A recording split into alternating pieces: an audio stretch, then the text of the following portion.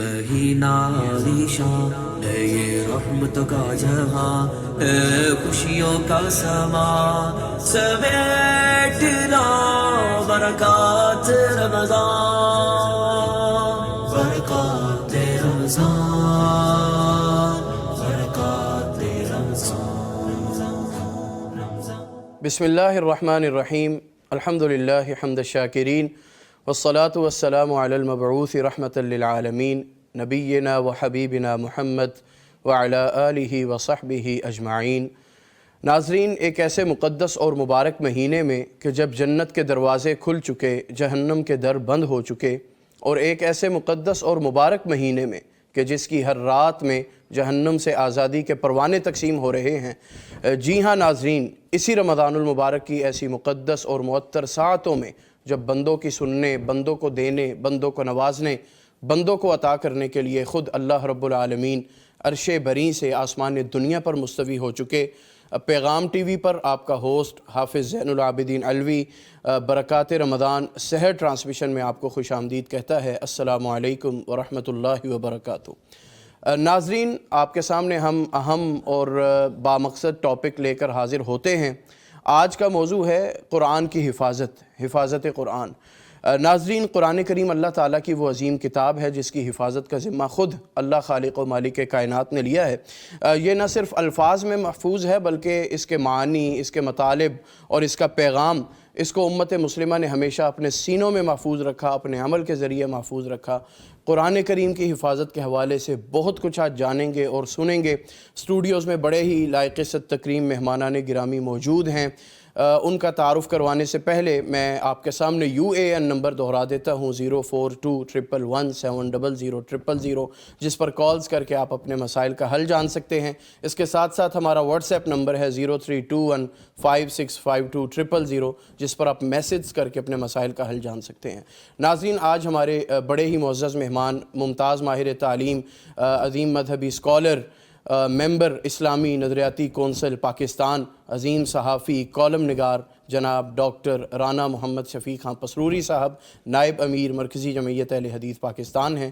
رانا صاحب السلام علیکم ورحمۃ اللہ۔ وعلیکم السلام ورحمۃ اللہ۔ کیسے مزاج ہے؟ ماشاءاللہ، اللہ کا شکر، آپ کی دعائیں الحمدللہ۔ بہت شکریہ آپ کی تشریف آوری کا۔ آپ کا بھی شکریہ، آپ نے یاد کیا۔ بہت شکریہ رانا صاحب۔ آج کے دوسرے مہمان جو ہمارے مستقل مہمان ہوتے ہیں اس ٹرانسمیشن کے، جناب فضیلت الشیخ مولانا مفتی محمد نعمان فاروقی صاحب، وہ بھی موجود ہیں۔ مفتی صاحب السلام علیکم۔ وعلیکم السلام ورحمۃ اللہ۔ کیسے مزاج ہے؟ اللہ کا شکر الحمد۔ اور آج کی ٹرانسمیشن کے تیسرے مہمان جناب ڈاکٹر میاں عتیق الرحمان صاحب، جو ریسرچ اسکالر ہیں پیغام ٹی وی میں، ان کو بھی ہم ویلکم کرتے ہیں۔ السلام علیکم۔ وعلیکم السلام ورحمۃ کیا حال ہے؟ اللہ۔ اللہ کا بڑا احسان ہے، شکر ہے مالک کا بہت۔ محترم رانا صاحب، میں اپنی گفتگو کا آغاز آپ سے کروں گا۔ قرآن کریم کی حفاظت کا وعدہ اللہ خالق و مالک کائنات نے خود کیا ہے، ذرا اس چیز کی وضاحت فرمائیے گا۔ شکریہ۔ بسم اللہ الرحمن الرحیم۔ آپ نے یہ موضوع جو ہے رمضان کی مناسبت سے چنا، اس پہ آپ مبارکباد کے مستحق ہیں کہ رمضان وہ مہینہ ہے جس میں قرآن پاک جیسی مقدس کتاب نازل کی گئی۔ شہر رمضان الذی انزل فیہ القرآن۔ قرآن مجید اللہ کی طرف سے نازل کردہ وہ سچی کتاب ہے کہ جس کی مثل کائنات میں اور کوئی نہیں ہے، اللہ اکبر۔ بلکہ یہ ایک ایسا معجزہ ہے جو کئی معجزوں کو سموئے ہوئے ہیں۔ اور اس سے پہلے بھی کتابیں آسمانوں سے نازل ہوئی ہیں، لیکن یہ کتاب رسول اکرم صلی اللہ علیہ وسلم پر نازل ہوئی، اور اپنے دور نزول سے لے کر قیامت تک کے ہر دور میں یہ کتاب نہ صرف یہ کہ سب سے زیادہ پڑھی جانے والی کتاب ہے، بلکہ ایسی کتاب ہے کہ جس کی حفاظت اللہ نے اپنے ذمہ لی ہے۔ سبحان قرآن مجید میں اللہ رب العزت ارشاد فرماتے ہیں، اِنَّا نَحْنُ نَزَّلْنَا الذِّكْرَ وَإِنَّا لَهُ لَحَافِظُونَ۔ اللہ اکبر۔ اب یہاں جو بات ہے سمجھنے کی وہ یہ ہے کہ اللہ رب العزت نے یہاں ایک صفتی نام قرآن مجید کا بیان کیا ہے، الذکر۔ اور ذکر کہا جاتا ہے اس کتاب کو جو بار بار پڑھی جائے اور سب سے زیادہ پڑھی جائے، جو ورد زبان ہو۔ اور ایک فطرتی بات ہے کہ جو زیادہ زبانوں پر آ جائے چیز، اس میں تغیر و تبدل ہو جاتا ہے۔ مثلا کوئی شعر ہو، کوئی کلام ہو، تو جتنی زیادہ زبانوں پر آئے گا اتنی ہی اس کے اندر تبدیلیاں واقع ہوتی ہیں، الفاظ نئے آ جاتے ہیں، پہلے نکل جاتے ہیں، کچھ کے کچھ ہو جاتے ہیں۔ لیکن اللہ رب العزت نے اس کو الذکر کہہ کر اس کی حفاظت اپنا ذمہ لی ہے، اور یہ ایک ایسا معجزہ ہے، کئی معجزے عطا کیے گئے ہیں پہلے انبیاء کو بھی، رسول پاک کو بھی، حصی معجزے. یہ فکری معجزہ ہے، ایک ایسا معجزہ کہ یعنی پہلے تو معجزے یہ ہوتے تھے دیکھے وقت کے ساتھ ختم ہوتے گئے، اور معجزہ کہا ہی اس کو جاتا ہے جس کی توجیہ کرنے سے انسان کی عقل عاجز آ جائے. اس کی جو وجوہ ہیں اعجاز کی، ان میں سے ایک وجہ جو ہے وہ اس کی حفاظت بذمت اللہ ہے، یعنی اللہ کے ذمہ ہونا ہے.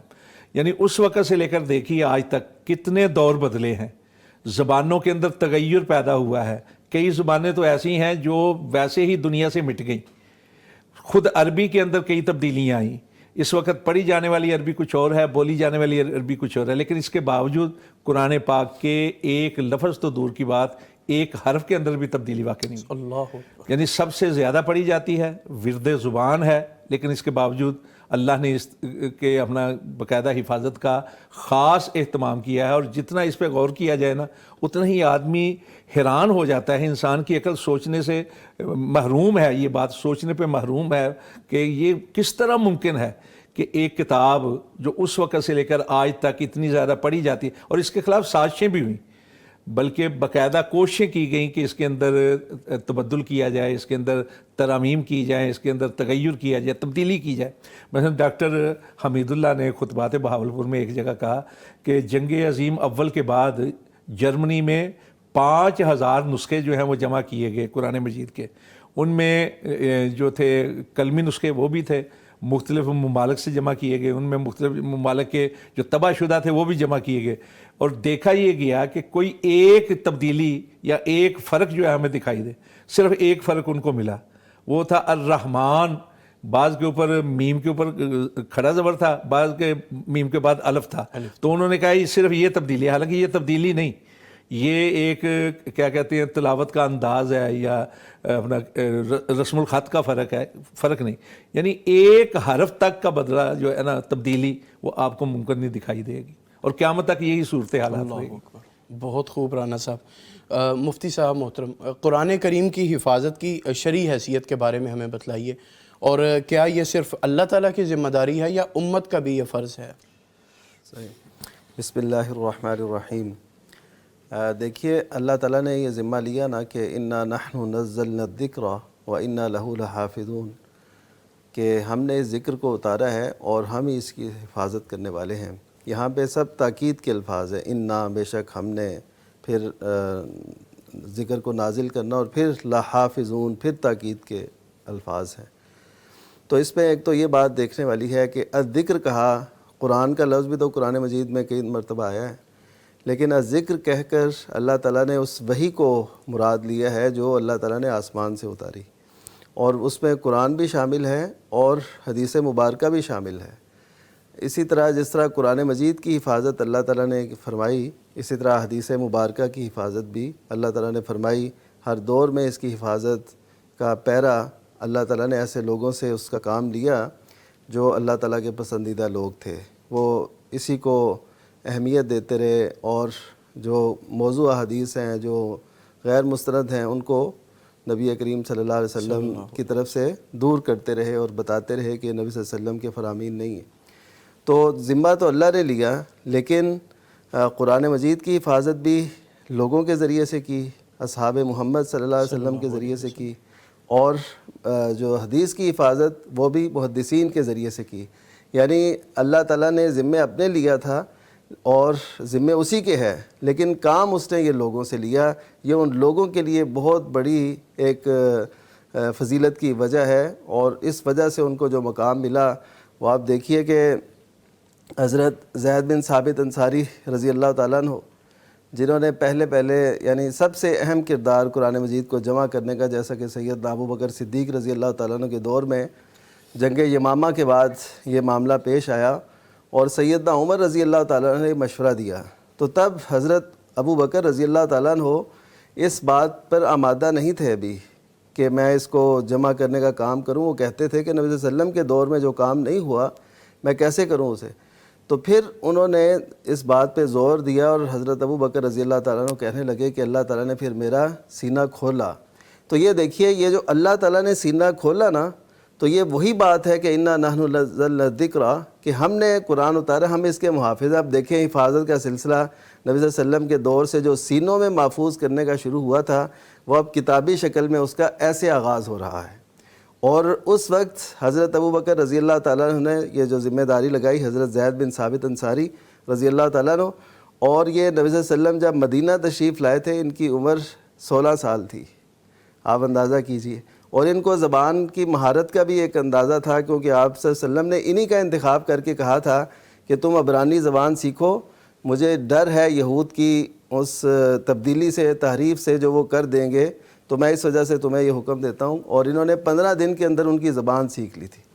اب یہ دیکھیے، یہ کم اعزاز ہے کہ ایک بالکل گمنام سے صحابی، ان کو جب اللہ تعالیٰ نے یہ اعزاز دیا تو دیکھیے وہ ہمیشہ کے لیے امر ہو گئے۔ اب جہاں بھی جمع قرآن کی بات آتی ہے تو زید بن ثابت انصاری رضی اللہ تعالیٰ کا نام پہلے آتا ہے۔ تو یہ اللہ تعالیٰ اپنے بندوں سے کام لیتا ہے، اور اس میں سیدنا ابوبکر صدیق، سیدنا عمر فاروق رضی اللہ عنہما کا کردار بھی اپنی جگہ پر، اور سیدنا زید بن ثابت انصاری رضی اللہ تعالیٰ کی ذمہ داری بھی اپنی جگہ پر۔ اور اسی طرح اگر دیکھیں ذکر کی حفاظت کے سلسلے میں، تو اللہ تعالیٰ نے محدثین کرام سے یہ کام لیا، اور آج تک وہ ذکر جو اللہ نے اتارا تھا اس کے یعنی پوری حفاظت کا سلسلہ چلا آ رہا ہے، اور ہر دور میں یہ کام جاری و ساری ہے۔ بہت خوب۔ میں تھوڑی سی ذرا اپنا سیکنڈ کرتے ہوئے تھوڑی سی وضاحت کرنا چاہتا ہوں۔ جو مفتی صاحب بیان فرما رہے تھے نا، بالکل ایسے ہی ہے صورت حالات، لیکن بعض مستشرقین یہ اعتراض کرتے ہیں کہ قرآن مجید رسول پاک صلی اللہ علیہ وسلم کے دور میں تو مکمل نہیں ہوا تھا، بعد میں لوگوں نے جمع کیا ہے، اس میں حضرت عثمان کا نام بھی لیتے ہیں، حضرت ابوبکر صدیق کا نام بھی لیتے ہیں۔ لیکن میں تھوڑی سی وضاحت اس لیے کرنا چاہتا ہوں کہ رسول پاک صلی اللہ علیہ وسلم پر جو وحی تھوڑی تھوڑی آتی رہی نا، اسی طرح صحابہ کرام اس کو یاد بھی کرتے رہے، اور رسول پاک کے دور میں حفاظ قرآن موجود تھے۔ خود رسول پاک صلی اللہ علیہ وسلم کے بارے میں یہ ارشاد ہے، احادیث کے اندر موجود ہے کہ آپ ہر رمضان میں جبریل کے ساتھ دور کیا کرتے تھے قرآن پاک کا۔ بے شک۔ اسی طرح بیر معونہ کے جو اپنا تھے، بیر معونہ کیا ہے وہ جو اونٹ لے گئے تھے، اور 70 اپنا کے قریب صحابہ کرام کو شہید کر دیا گیا تھا۔ پھر اس کے بعد جنگ یمامہ کے اندر 60 سے 70 کے قریب حفاظ شہید ہوئے تھے۔ اس کا مطلب اس وقت قرآن پاک موجود تھا۔ اصل میں یہ تھا کہ پہلے لوگ جو حفظ کرتے تھے سینوں کے اندر محفوظ کرتے تھے، کتابی شکل میں، یعنی ہوتا یہ تھا کہ صحابہ کرام میں سے بعض اس کو لکھ لیا کرتے تھے، اور کئی کاتبین وحی بھی تھے۔ حضرت زید کی نگرانی میں یہ اپنا جوری ایک بنائی گئی، ٹیم بنائی گئی کہ جو قرآن پاک کو جمع کرے، یعنی ایسے اوراق دوسروں سے لے کر صحائف کہ جن کے اندر ہوتا یہ تھا کہ صحابہ کرام بعض چیزیں لکھ لیتے قرآن پاک کی، آگے رسول پاک کی حدیث بھی لکھ لیتے، آگے اور بھی لکھ لیتے، تو ان کے ذریعے سے اس کی تنقیح کی گئی۔ پھر حضرت عثمان غنی رضی اللہ تعالیٰ عنہ نے 7 نقول تیار کروائی تھیں، اور 7 نقول تیار کروا کے، یعنی مصحف کی، یعنی قرآن پاک کا جو نسخہ تھا اس کی 7 نقلیں تیار کروا کے مختلف اقلاب میں بھیجی تھی۔ اور اس کی وجہ کیا تھی؟ اس کی بنیادی سبب یہ تھا کہ اسلامی ریاست پھیل رہی تھی، اور اسلامی ریاست کے پھیلنے کے ساتھ ساتھ وہ علاقے بھی زیر نگیں آ رہے تھے جہاں کے لہجے مختلف تھے۔ اب دیکھیے یہ ایک فطرتی بات ہے کہ ہر 100 میل کے بعد لہجہ تبدیل ہو جاتا ہے۔ آپ پنجاب میں دیکھ لیں کہ شکرگڑھ کی پنجابی کچھ اور ہے، سیالکوٹ کی کچھ اور ہے، گجرات کی کچھ اور ہے، آگے چلے جائیں تو اس طرف چلے جائیں تو اور، ہر 100 میل کے بعد لہجہ تبدیل ہو جاتا ہے۔ اب مثلا مصر کے لوگ ہیں، ان کے ہاں حالانکہ وہ عربی ہیں لیکن وہ اللہ اکبر یا جیم نہیں بول سکتے، جیم کی جگہ پہ گانپ بولتے ہیں۔ مثلا ایک لطیفہ بھی ہے کہ ایک آدمی بیت اللہ کا طواف کرتے ہوئے دعا مانگ رہا تھا، اللہم انی اسألک الجنہ، تو ایک آدمی کہنے لگا دیکھو اللہ کے گھر میں بھی گنا مانگ رہا ہے، حالانکہ وہ گنا نہیں مانگ رہا تھا، وہ کہہ رہا تھا اللہم انی اسألک الجنہ۔ ایسے ہی بعض لوگ اللہ اکبر کی جگہ اللہ اکبر کہہ دیتے ہیں۔ تو حضرت عثمان غنی رضی اللہ تعالیٰ عنہ نے عربی اور حجازی لہجے کے مطابق وہ نقول تیار کروائی تھی۔ بالکل ٹھیک۔ اچھا، یہ ایک دلیل بھی ہے حفاظت قرآن کی۔ مثلا 7 نقلیں تھیں، ان میں سے ایک ہمارے انڈیا میں آئی مغلوں کے دور میں، اور جب انگریز آئے تو یہاں سے لے کے وہ انڈیا آفس لائبریری میں موجود ہے۔ دوسرا ایک نسخہ جو ہے وہ انٹاکیا میں یعنی استنبول کے میوزیم میں موجود ہے۔ تیسرا نسخہ جس کو تلاوت کرتے، جس پر سے تلاوت کرتے ہوئے حضرت عثمان غنی شہید ہوئے تھے، وہ نسخہ اس وقت تاشقند کے میوزیم کے اندر موجود ہے۔ اور ہمارے صدر ایوب خان جب انڈیا کے ساتھ معاہدے کے لیے گئے، معاہدہ تاشقند کے تحت، تو وہاں سے نقل لے کر آئے تھے فوٹو کاپی، وہ ہمارے کراچی کے میوزیم میں موجود ہے۔ اور مجھے یہ سعادت حاصل ہوئی کہ میں نے دونوں نسخے دیکھے ہیں، یعنی تاشقند کا بھی، یعنی اور کراچی میں آ کے میوزیم انہوں نے ایک سیب میں رکھا ہوا ہے، میں نے نکلوا کے وہ بھی دیکھا۔ یہ دلیل ہے سب سے بڑی یہ کہ حضرت عثمان غنی رضی اللہ تعالیٰ عنہ جس نسخے پر سے تلاوت کرتے ہوئے شہید ہوئے تھے، اور اس کے اوپر حضرت عثمان غنی کا خون مبارک بھی گنا تھا، فَسَيَكْفِيكَهُمُ اللَّهُ، اس آیت کے اوپر وہ نسخہ نکال لیں، اور آج کے اسلامی ممالک میں تباہ ہونے والے قرآن مجید کے نسخے نکال لیں، آپ کو ایک کلمہ دور کی بات، ایک لفظ دور کی بات، ایک حرف کی تبدیلی بھی آپ کو دکھائی دے۔ اللہ اکبر کبیرہ، یہ اعجاز ہے قرآن پاک کا۔ تو یہ ایک جو تھی نا ہم ضروری تھی، اس لیے کہ بعض مستشرقین اس حوالے سے اعتراض کرتے ہیں۔ رسول پاک صلی اللہ علیہ وسلم کے دور میں قرآن پاک مکمل ہو گیا تھا، اور بلکہ بعض روایات کے مطابق یہ جو ترتیب تھی نا، مثلا بعض آیات بعد میں نازل ہوئیں تو پہلی صورت میں، اور وہ اللہ کے نبی کے حکم کے مطابق اور ان کی ایما کے مطابق تھیں۔ جی ٹھیک، یعنی یہ کہا جائے کہ یہ اپنا جو ہے نا صرف اعتراض ہے، اور یہ ایسا اعتراض ہے جس کی حقیقت کے ساتھ کوئی تعلق نہیں۔ ٹھیک ہے، بہت خوب رحان صاحب، آپ نے بڑی زبردست وضاحت کی۔ جناب محترم ڈاکٹر میاں عتیق الرحمان صاحب، فرمائیے گا کہ قرآن کا غلط ترجمہ اور تفسیر بیان کرنا یہ جرم ہے، کیا ہے، کس زمرے میں آتا ہے؟ بہت شکریہ الوی صاحب، آپ نے اتنا یعنی بہترین موضوع کا انتخاب کیا اور پھر مجھے اس میں موقع دیا۔ ابھی جب ڈاکٹر رانا صاحب گفتگو کر رہے تھے اور پھر اسی طرح شیخ نعمان صاحب گفتگو کر رہے تھے، تو میرے ذہن میں حفاظت قرآن کے حوالے سے یہ بات بھی آ رہی تھی کہ اللہ تعالیٰ نے ایک طرف تو قرآن کی حفاظت کا یعنی اہتمام اس انداز سے کیا کہ اس کو صدور میں محفوظ کر دیا، سطور میں محفوظ کر دیا، اور اس کے بعد پھر یہ وہ کتاب ہے کہ جس پر ہمیشہ عمل ہوتا آ رہا ہے۔ بے شک، یعنی عمل کے ذریعے سے بھی اس کی حفاظت کا بندوبست اللہ تعالیٰ نے فرما دیا۔ اور پھر اسی طرح جب سے یہ نازل ہونا شروع ہوا، رسول کریم صلی اللہ علیہ وسلم کے عمل مبارک سے بھی ہمیں یہ معلوم ہوتا ہے کہ آپ اس حوالے سے کانشیس سے کہ تاکہ یہ محفوظ ہی رہے، اور اس کی جو ہے نا وہ یعنی کوئی بھی ایسا کوئی زبر زیر، کوئی حرف، کوئی ایسی چیز نہ ہو کہ جو ذہن سے نکل جائے۔ آپ اسی لیے نا زبان بڑی تیزی سے جب وہی آتی تھی تو اس وقت آپ جو ہے وہ ساتھ ساتھ پڑھا کرتے تھے۔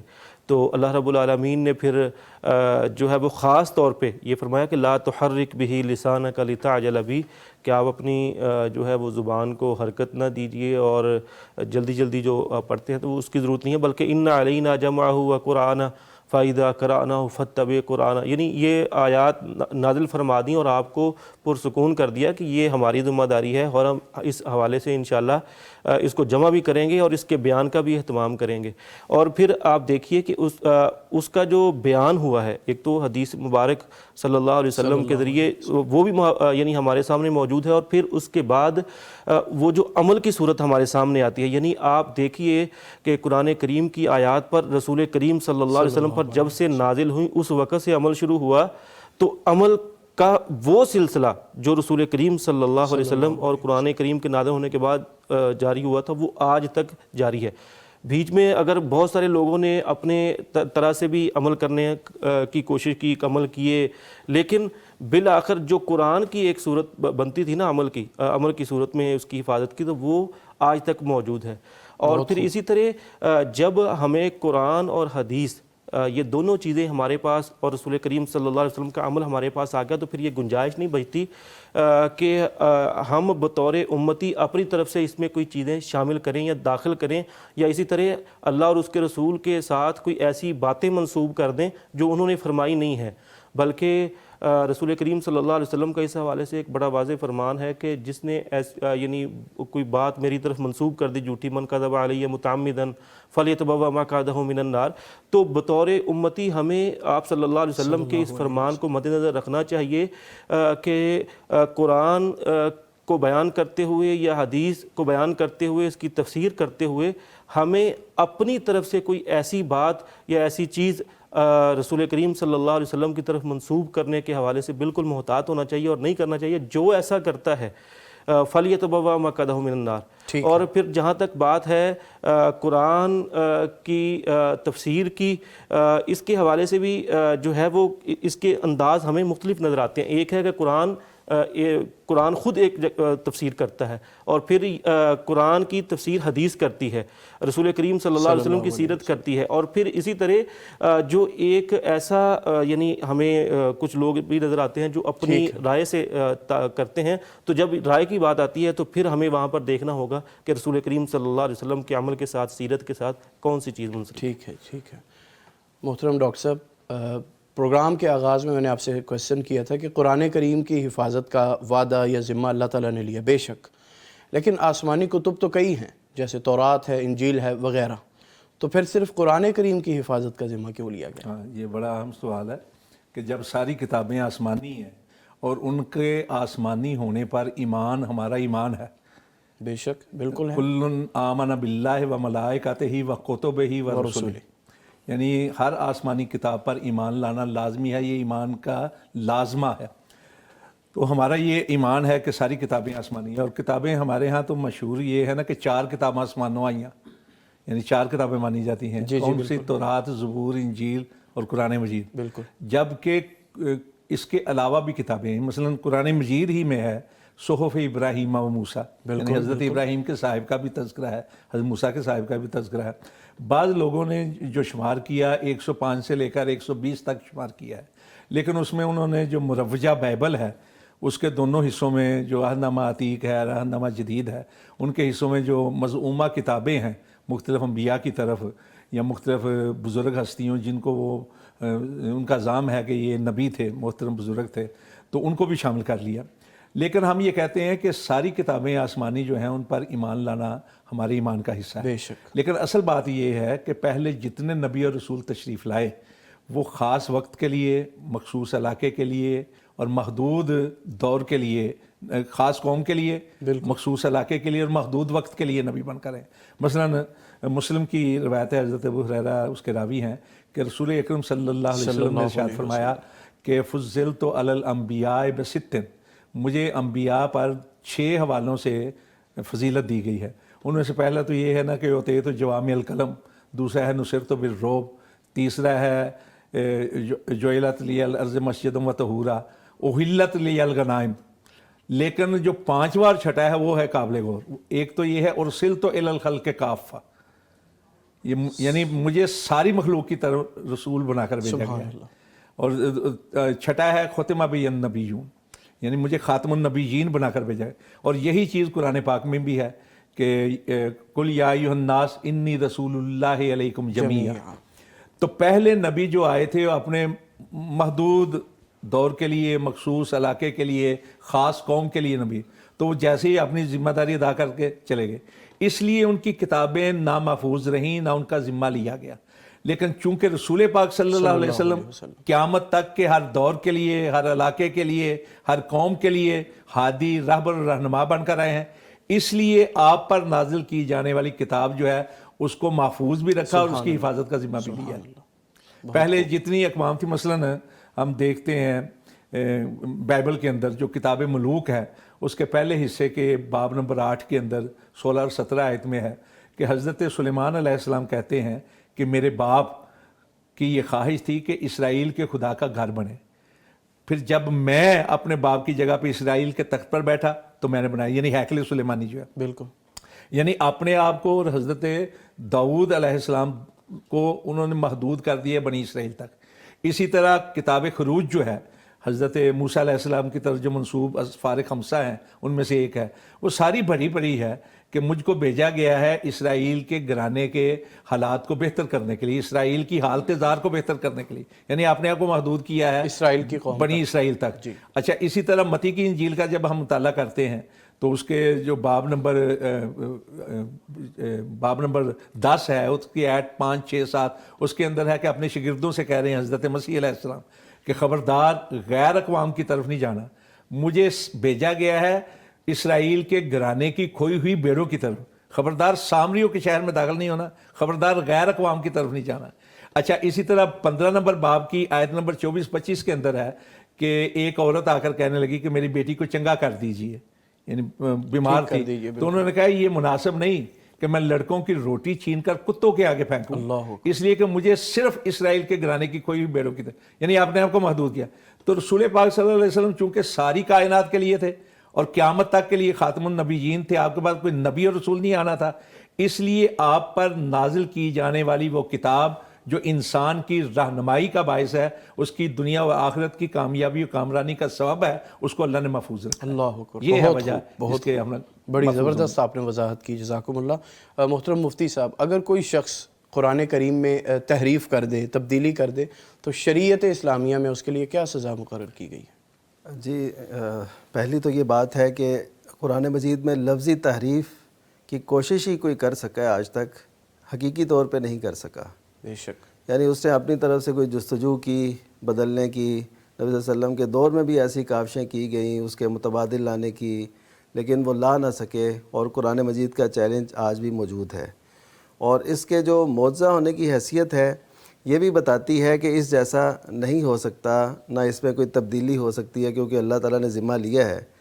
تو نبی کریم صلی اللہ علیہ وسلم کے اس فرمان کے مطابق جو صحیح بخاری میں ہے کہ ما من الانبیاء نبی الا اوتی من الآیات ما مثلہ آمن علیہ البشر، کہ جتنے بھی انبیاء گزرے ان پر اللہ تعالیٰ نے ایسے معجزے اتارے، ایسی نشانیاں جن کو دیکھ کے لوگ ایمان لاتے تھے، اور مجھے جو اللہ تعالیٰ نے معجزہ دیا ہے وہ وحی کا معجزہ ہے۔ سبحان اللہ۔ یہاں بھی میں عرض کروں گا کہ وحی کا معجزہ آپ نے فرمایا، اور وحی جو ہے قرآن اور سنت دونوں پہ ہے، اور آپ صلی اللہ علیہ وسلم نے پھر فرمایا کہ وہ وحی جو اللہ نے میری طرف وحی کی ہے، اور مجھے امید ہے میرے پیروکار سب سے زیادہ ہوں گے، اور واقعتاً ایسا ہے کہ وحی کا جو معجزہ ہے اس کو دیکھ کے لوگ آج ایمان لا رہے ہیں، بے شک، اور اس کی وجہ سے دیکھیے ان کے معجزاتی پہلو، ان کی تحقیقات، اس میں جو انکشافات کیے گئے، جو سائنسی معلومات ہیں، جو دیگر معلومات ہیں، جو عالمگیریت ہے، تو یہ سب چیزیں مل کے اس کو ایک کامل معجزہ بناتی ہیں، اور اس پہ جو اب دیکھیے اس پہ کوئی تحریف، کوئی تبدیلی اگر ہوتی ہے، مثلا حدیث رسول میں ہوتی ہے، کوئی اس جیسی حدیث بنانے کی کوشش کرتا ہے تو وہ بالکل واضح ہو جاتا ہے، پتہ چل جاتا ہے کہ یہ جھوٹ ہے، یہ غلط ہے، اس کی کوئی نسبت نبی کریم صلی اللہ علیہ وسلم کی طرف نہیں ہو سکتی۔ کوئی آیت بنانے کی کوشش کرتا ہے تو وہ نہیں، پتہ چل جاتا ہے کہ یہ اس میں ترمیم کی گئی ہے، اس میں کوئی اضافہ کرنے کی کوشش کی گئی ہے۔ جہاں تک مانوی تعریف کا تعلق ہے تو مانوی تعریف لوگوں نے کی، اور اسی وجہ سے اکثر لوگ جو گمراہ ہیں وہ اسی مانوی تعریف کی وجہ سے ہوتے ہیں، اور یہ اس ضمن میں آتا ہے کہ جس میں اللہ تعالیٰ نے فرمایا فمن اسلم ممن افترى علی اللہ کذبا، کہ اس شخص سے بڑا ظالم کون ہو سکتا ہے جو اللہ تعالیٰ پر جھوٹ باندھے۔ اللہ اکبر۔ جیسے ابھی ڈاکٹر صاحب نبی کریم صلی اللہ علیہ وسلم کی طرف منسوب کرنے کی حدیث سنا رہے تھے کہ من کذب علی متعمداً، کہ جس نے جان بوجھ کر میری طرف جھوٹ منسوب کیا تو اپنا ٹھکانہ جہنم میں بنا لے، تو جو اللہ کی طرف منسوب کرے گا وہ اس سے بھی بڑا مجرم ہے، اللہ اکبر۔ وہ اس سے بھی بڑا مجرم ہے، اور ریاست کے ذمے ہے کہ اگر کوئی ایسا اقدام کرے، تعریف مانوی کرے، لفظی کا تو احتمال نہیں ہے، تو اس کو وہ سزا دی جائے تاکہ اس کی جو تحریف ہے وہ آگے نہ پھیلے۔ تعزیری سزا، جی تعزیری سزا اس کو، جی جی بالکل، اور ایسا ہوا، ایسا ہونا بھی چاہیے کہ اگر کوئی ایسی کوشش کرے تو اس کی آواز کو دبایا جائے۔ لیکن ہم دیکھتے ہیں کہ آج مانوی تحریف کرنے والے لوگ وہ اپنا لٹریچر وہ بھی تقسیم کرتے ہیں، اپنے جو افکار ہیں وہ بھی اس معاشرے میں پھیلاتے ہیں، اس کی وجہ سے لوگوں کے اندر گمراہی بھی پھیلتی ہے۔ تو اس وجہ سے قرآن مجید کے مقاصد میں سے جہاں اس کی الفاظ کی حفاظت ہے، وہیں پر اس کے معنی اور مفہوم کی بھی حفاظت ہے، اور اس پہ کسی چیز کو شامل نہ کرنا بلکہ اس کو چشمہ صافی کی طرح رکھنا یہ امت کے ذمے ہے۔ بہت خوب، بہت خوب۔ ڈاکٹر صاحب، قرآن کریم کو یاد کرنا، حفظ کرنا اور پھر اس کو بھول جانا، یہ کون سے گناہ کے زمرے میں آتا ہے؟ جی بہت شکریہ علوی صاحب۔ جہاں تک قرآن مجید کو یاد کرنے کی بات ہے تو اللہ تعالیٰ نے بہت سارے لوگوں کی ایسے سمجھیں کہ ان کو یہ شرف بخشا ہے کہ وہ اس کو حفظ کرتے ہیں، اور پھر اللہ تعالیٰ نے جو حفظ کرتا ہے اس کے لیے بڑے مراتب رکھے ہیں، اور پھر یہاں تک فرمایا کہ جب روز قیامت حساب و کتاب ہوگا تو اس وقت پھر جو قرآن کریم کو یاد کرنے والا ہے اسے یہ کہا جائے گا کہ قرآن کو پڑھتے جاؤ، ورتقی مراتب اور منزلیں طے کرتے جاؤ، اور پھر جہاں پر آپ کی وہ ناس کی سین ہوگی تو وہاں پر آپ کا مقام ہوگا۔ تو یہ بیسیکلی قرآن مجید کو یاد کرنے اور یاد رکھنے اور اس پر کوشش کرنے کے حوالے سے جو فرد کوشش کرتا ہے اس حوالے سے یہ خوشخبری یا بشارت دی گئی ہے۔ تو لیکن اس دنیا میں رہتے ہوئے ہم دیکھتے ہیں کہ بہت سارے لوگ اس قرآن مجید کو کوئی عمل کے حوالے سے پیچھے پھینک دیتا ہے، پھر اسی طرح یاد کرنے کے حوالے سے ایک یہ متھ یا یہ بات بھی ہے کہ کوئی یاد کر کے اگر بھول جائے تو اس کو بہت جو ہے وہ کوئی سزا یا بہت اس کو کوئی گناہ ہوگا۔ جہاں تک قرآن مجید کو یاد کر کے بھولنے کی بات ہے تو قرآن مجید یہ یاد کرنے کے بعد یہ پڑھنے کے لیے ہے اور اس سے نصیحت حاصل کرنی چاہیے۔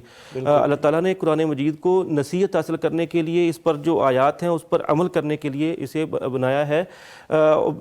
سیدنا عبداللہ بن عمر رضی اللہ تعالیٰ عنہ وہ فرمایا کرتے تھے کہ بلکہ انہوں نے سورہ البقرہ کے حوالے سے آتا ہے غالباً کہ ایک سورت انہوں نے کئی سالوں میں جو ہے وہ پڑھی تھی، تو اس کا مطلب یہی تھا کہ وہ جو آیت پڑھتے اس پر عمل کیا کرتے تھے۔ ایسے ہی قرآن کریم کو اصل میں جو یہ ہے نا کہ جو اس کو یاد کرتا ہے، یاد کرنے کے بعد اس کو بھول جاتا ہے، بیسیکلی یاد کرنے کے بعد اس پر عمل کرنا چاہیے۔ جب عمل نہیں کیا جاتا اس کو پس پش ڈال دی جاتا ہے، اور پھر ہمارے ہاں یہ بھی ایک سمجھ لیں کہ کمزوری ہے کہ یاد کرنے کے بعد پھر اس کو سمجھنے کے حوالے سے نہ ہی بچوں کے والدین اس پر توجہ دیتے ہیں اور نہ ہی پھر کوئی اس پر غور کرتا ہے کہ یار اب ایک بندے نے اس کو یاد کر لیا ہے تو کم از کم اس کو یہ بھی معلوم ہو جائے کہ جو اس نے یاد کیا ہے، اس کلام کے اندر کیا چیز ایسی ہے کہ جو قرآن اس کو کیا چاہتا ہے۔ تو جب یہ بات نہیں ہوتی تو پھر اس کے بعد ظاہر ہے کہ یہ کوئی بھول جانا یا آیات جو ہے وہ منزل جسے کہتے ہیں کچی ہو جانا، تو یہ ایک یعنی ہماری کمزوری، انسانی کمزوری ہے۔ اس سے بچنا چاہیے، گریز کرنا چاہیے۔ شرعی حوالے سے تو ہم جو ہے وہ کچھ نہیں کہہ سکتے کہ اس پر کوئی گناہ ہے، لیکن کم از کم عمل کے حوالے سے جب ہم پیچھے کریں گے تو پھر جو ہے یہ اللہ تعالیٰ کے ہاں ایک بہت حدیث میں سخت وعید بھی ہے نا جو آدمی بھول جاتا ہے، بلکہ تند اونٹ سے زیادہ اس کو کہا گیا کہ اگر کوئی بے رغبتی اختیار کرتا ہے تو قرآن پاک اس سے دور ہو جاتا ہے، اس کے سینے سے نکل جاتا ہے۔ یعنی ایک ایسی چیز ہے جتنی محبت کرو گے اتنی یہ تمہارے ساتھ بہت محبت جو ہے وہ عمل کے ذریعے جو ہے وہی ظاہر ہوگی۔ ڈاکٹر صاحب، قرآن کریم اس کی حفاظت کے معترف غیر مسلم بھی ہیں جو مسلمان نہیں ہیں، وہ بھی اس کی حفاظت کے معترف بالکل ہیں، اور نہ صرف معترف ہیں بلکہ وہ حیران بھی ہیں۔ مثلا ولیم میور جو ہے جس نے کتاب لکھی تھی لائف آف محمد صلی اللہ اس میں اس نے ظالم نے، بدبخت نے رسول اکرم صلی اللہ علیہ وسلم کی زندگی کے بارے میں بہت زیادہ شکوک و شبہات پھیلانے کی کوشش کی اور لا یعنی قسم کے جو ہے اعتراضات کیے، لیکن وہ اس بات پہ حیران ہے، کہتا ہے کہ مسلمان واحد قوم ہے جس نے اپنی کتاب کو جوں کا توں رکھنے کے لیے بڑی محنت کی ہے۔ اللہ۔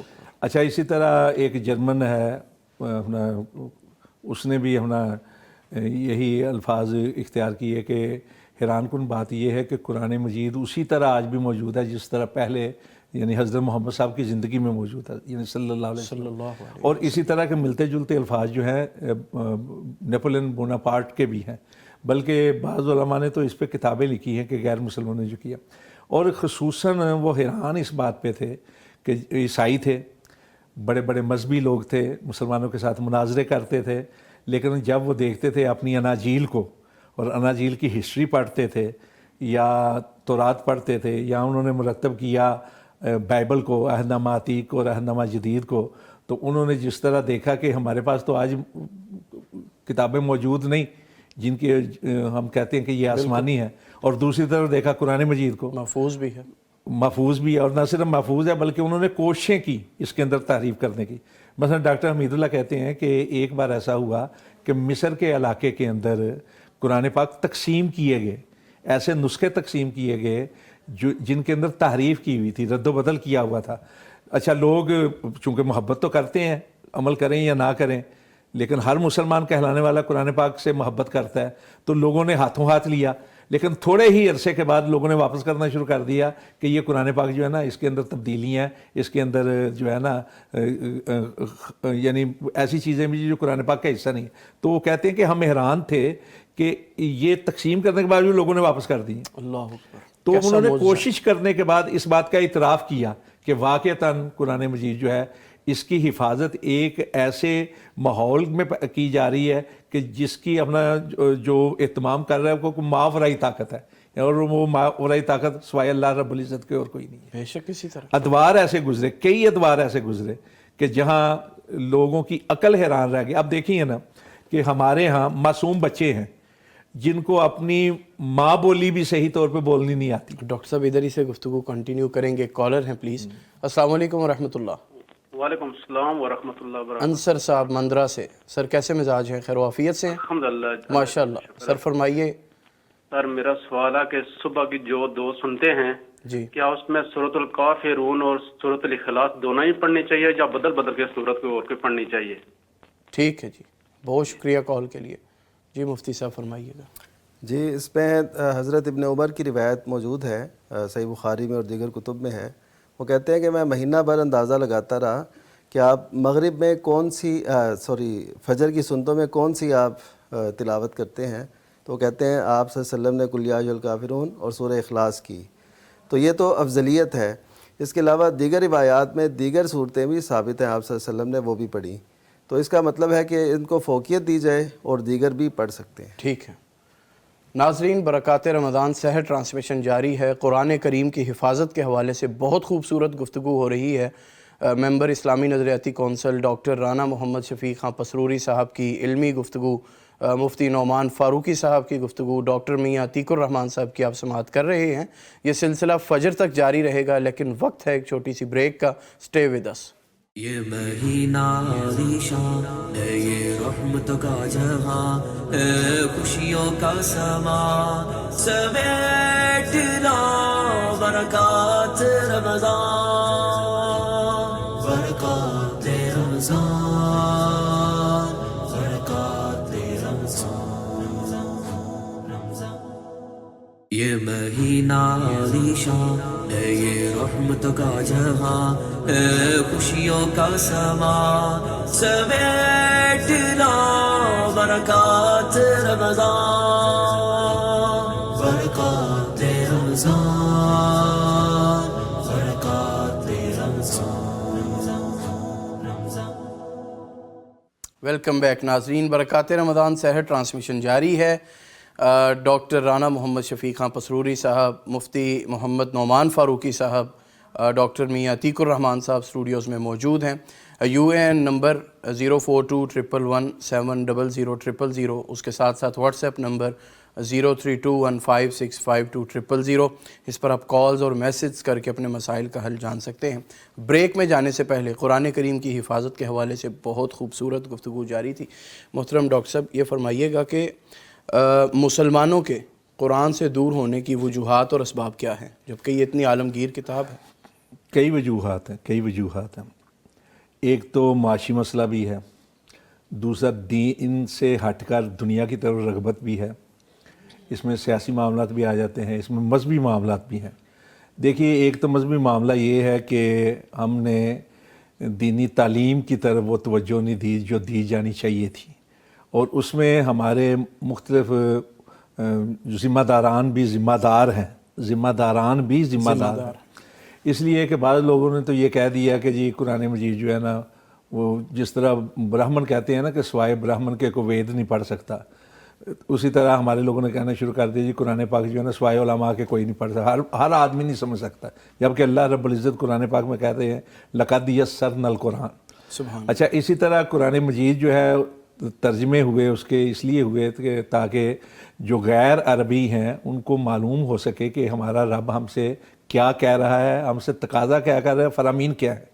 لیکن جب ترجمے کیے تو ترجمہ کرنے والوں پہ ہم نے جو ہے کفر کے فتوے لگا دیے. اب بھی دو قسم کے لوگ ہیں, ایک کہتے ہیں جی بغیر سمجھے پڑھنے کا فائدہ کوئی نہیں, اور ایک کہتے ہیں جی کہ سوائے علماء کے کسی اور کو ترجمے کے ساتھ پڑھنا نہیں چاہیے. یہ دو انتہا اور دونوں ہی غلط ہیں. بالکل. اس لیے کہ قرآن مجید واحد کتاب ہے دنیا کی کہ جس کو بے سمجھے بھی پڑھا جائے تب بھی ثواب ہوتا ہے. سبحان اللہ, یہی پوچھنے والا تھا. مثلا رسول پاک صلی اللہ علیہ وسلم نے جو مثال دی ہے نا کہ ایک ایک حرف کے بدلے میں 10 نیکیاں ملتی ہیں, تو آپ نے ساتھ ہی فرمایا کہ اگر کوئی پڑھتا ہے نا الف لام میم تو یہ مت سمجھے کہ اس نے ایک حرف پڑھا ہے، اس نے 3 حرف ہیں، الف الگ ہے، لام الگ ہے، میم الگ، اور یہ تینوں حروف وہ ہیں جس کو دلیل کے طور پہ اللہ کے نبی نے پیش کیا جو حروف مقطعات ہیں.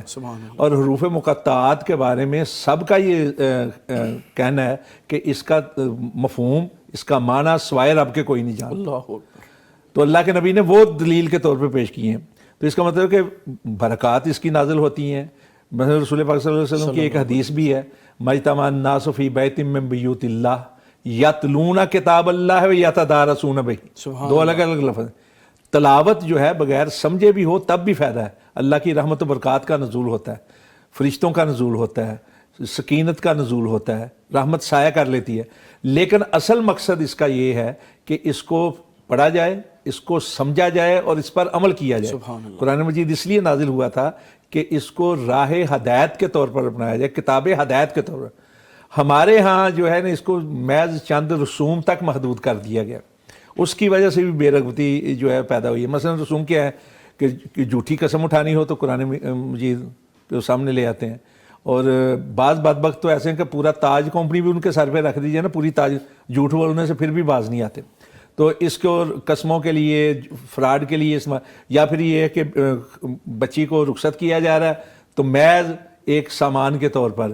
اب تو وہ بھی نہیں لوگ دیتے کہ اپنا جس طرح دوسرے سامان دیے جاتے ہیں برتن وغیرہ اس طرح. یا پھر یہ ہے کہ قرآن پاک کے سائے کے نیچے سے نکالا جائے. بھئی اصل غرض یہ ہے کہ اپنے بچوں کو تعلیم دلوائیں، اس کا اہتمام کیا جائے. بے رغبتی اختیار کر لی ہے ہم نے، محض رسموں تک اس کو محدود کر دیا ہے. کال ہے السلام علیکم ورحمۃ اللہ. کالر ہیں جی ایک. السلام علیکم. قاسم علی صاحب بورے والا سے. جی السلام علیکم. وعلیکم السلام ورحمۃ اللہ. سر جی میرا سوال ہے، جو ہم سورۃ فاتحہ پڑھتے ہیں وہ کتنی آواز میں پڑھنی چاہیے، اور سورۃ فاتحہ کے بعد جو تلاوت ہوتی ہے حافظ کرام جو کرتے ہیں تلاوت قرآن مجید کی، وہ ساتھ ساتھ دہرانی چاہیے یا خاموش رہنا چاہیے؟ اس کے بارے میں پوچھنا. جی ٹھیک ہے سر، کال کے لیے بہت شکریہ جی محترم مفتی صاحب. جی سورہ فاتحہ جو ہے جب آپ جماعت کے ساتھ ہوں پھر تو ظاہر ہے اتنی آواز میں پڑھنی چاہیے کہ دوسرا ڈسٹرب نہ ہو، کیونکہ یہ ضروری ہے. مخفی اسی لیے رکھا گیا اسے جیسا کہ حضرت ابو ہریرہ رضی اللہ تعالیٰ نے بھی کہا تھا، اقرا بہا فی نفسک یا فارسی. وہ شاگرد پوچھ رہے تھے نا ان سے، انہوں نے کہا کہ ایسے کرو کہ اس کو اپنے دل میں پڑھا کرو، یعنی کہ اس کی آواز جی اپنے آپ میں، یا ہاں اپنے آپ میں. دل سے مراد یہی ہے. یہ نہ ہو کہ کوئی کہے کہ زبان سے ادا ہی نہیں کرنی، یہ مطلب نہیں ہے. زبان سے ادا کریں گے لیکن آواز اس کی نہ آئے تاکہ دوسرے ڈسٹرب نہ ہوں. تو جہاں تک یہ تعلق ہے کہ سورہ فاتحہ کے بعد وہ ساتھ دہرانی نہیں ہے، جو بھی قرات امام کر رہے ہوں اس کو سننا ہے، کیونکہ فاتحہ کے بغیر کچھ پڑھنے سے نبی صلی اللہ علیہ وسلم نے روکا ہے اور صحابہ کرام کا یہ فتویٰ ہے. تو اس وجہ سے ہم سورہ فاتحہ کے بعد جتنی قرات ہوگی اس کو غور سے سنیں گے. ٹھیک ہے ٹھیک ہے. ایک اور کالر ہیں جی. السلام علیکم ورحمۃ اللہ. عبدالرزاق صاحب میاں چنو سے. ہاں جی سر مزاج بخیر ہیں، خیر و عافیت سے ہیں؟ الحمدللہ ماشاء اللہ ماشاء اللہ. سر فرمائیں کیا کہنا چاہیں گے؟ میں نماز ابھی اثر تو جو رہ گئی اور بندہ کیا ہمیں مغرب نہ تو میں پڑھے کہ اس سے مغرب نہ پاسا ہے ٹھیک ٹھاک کے. ٹھیک ہے ٹھیک ہے. کال کرنے کا شکریہ. جی جی جی رانا صاحب. دیکھیے نمازیں جو ہیں وہ فرض ہیں، ہر حال میں پڑھنی ہے. قضا ہو گئی اگر کسی مجبوری کی وجہ سے تو پھر ترتیب پھر بھی جو ہے مد نظر رکھنی ہے. امام بخاری رحمۃ اللہ علیہ نے باقاعدہ باب باندھا ہے الاولا بالاولا، یعنی غزوہ خندق کے موقع پہ آپ کی نمازیں رہ گئی تھیں تو آپ نے پڑھی ہیں جا کے رات میں، لیکن پہلی پڑھی ہے. بالکل جو ترتیب ہے نا اسی ترتیب کے مطابق پڑھی جائیں گی. ٹھیک ہے. تو انہوں نے یہی کہا ہے کہ میری نمازیں رہ گئی تھی ظہر عصر کی اور اب میں مغرب کے ساتھ انہیں پڑھ سکتا ہوں. ٹھیک ہے. اصل میں کئی لوگ یہ سمجھتے ہیں کہ ہم نے اب اگلی جب فرض نماز کا ٹائم ہوگا نا اس میں ہم نے پڑھنا ہے، تو یہ درست نہیں ہے. مثلا کسی کی نمازیں رہ گئی ہیں تو وہ جب بھی اس کو موقع ملے، جب یاد آئے، جب جاگ آئے، اسی وقت پڑھ لینا چاہیے. وہی اس کا وقت ہے. ٹھیک ہے. یعنی اگلی نماز تک انتظار نہیں کرنا. اور یہ ظہر عصر جو ہے اس کو خصوصاً مغرب سے پہلے ادا کر لینا چاہیے. مغرب اور عشاء جمع ہو سکتی ہیں، ظہر عصر جمع ہو سکتی ہے، لیکن عصر اور مغرب جمع نہیں ہو سکتی. ٹھیک ہے. وہ قادر کہہ رہے تھے کہ مغرب کے ساتھ ظہر اور عشاء کے ساتھ عصر ایسا نہیں ہوگا. بالکل ٹھیک بالکل ٹھیک. رانا صاحب آپ گفتگو کر رہے تھے قرآن کی حوالے سے مسلمان جو قرآن سے دور ہیں. میں یہ کہہ رہا تھا کہ اس میں کئی وجوہ شامل ہیں. ٹھیک ہے, ایک اور کالر آن لائن ہے پلیز. السلام علیکم ورحمۃ اللہ. محمد بابر صاحب فیصل آباد سے. السلام علیکم. جی وعلیکم السلام. سر کیا حال میرا ہے؟ سوال ہے جی میرا سوال ہے کہ 2 بھائی ہیں میرے گھر میں, ٹھیک ہے, اور ایک میرے والد صاحب ہیں, ٹھیک ہے. تو ان 3 جو فرد ہیں نا, انہوں نے کبھی نہ نماز پڑھی ہے, نہ کبھی جمعہ پڑھا ہے, ٹھیک ہے, نہ انہوں نے عید کی نماز پڑھی ہے کبھی, ٹھیک ہے. تو اس حوالے سے بتائیے گا کہ شرعی طور پر یہ کیا ہے. ہم نے تو حدیث میں سنا ہے کہ جو نماز فجر نہیں پڑھتا اس کی نحوست پورے گھر میں پھیل جاتی ہے ایک فرد کی, ٹھیک ہے نا. تو یہ ہمیں بتائیے گا ذرا. کال کرنے کا شکریہ, بہت شکریہ. جی مفتی صاحب فرمائیے. جی یہ جو انہوں نے نحوست والی بات کی یہ تو ایسے ثابت نہیں ہے. اس کے برعکس یہ ہے کہ جو نماز پڑھے گا وہ اللہ تعالیٰ کے ذمے میں آ جائے گا. یعنی جس سے فجر کی نماز پڑھی وہ اللہ تعالیٰ کے ذمے میں آ گیا, اور بعض احادیث میں جماعت کے لفظ بھی ہیں. تو بہرحال جو دوسرا مسئلہ ہے وہ بہت اہم ہے. وہ یہ کہ دیکھیے نماز جو ہے اسلام کا رکن ہے, اور حدیث مبارکہ مسند احمد کی کہ نبی صلی اللہ علیہ وسلم نے فرمایا کہ پہلا جو سوال ہوگا نا وہ نماز کے متعلق ہوگا. تو نماز اگر اس پہ کمی ہوگی تو باقی جو معاملات ہیں ان کو چھوڑ دیا جائے گا, یعنی ان کے متعلق پھر نہیں پوچھا جائے گا. پہلے سوال میں یہ لازمی سوال ہے, اگر اس میں کمی ہوگی تو پھر بعد والے کی طرف دیکھا ہی نہیں جائے گا. تو اس وجہ سے اس کو بہت اہمیت دینی چاہیے. اور نبی صلی اللہ علیہ وسلم کا یہ جو ارشاد ہے کہ العہد الذی بیننا و بینہم, کہ ہمارے درمیان اور کفار کے درمیان جو فرق ہے وہ نماز ہے. تو نماز میں تو سستی بھی جو ہے وہ جرم ہے. نبی صلی اللہ علیہ وسلم نے جب پیش گوئیاں فرمائی تھی کہ ایسے لوگ آئیں گے جو نماز کو تاخیر سے پڑھیں گے, تو آپ نے باقاعدہ ان کی مذمت کے طور پہ یہ بیان کیا تھا.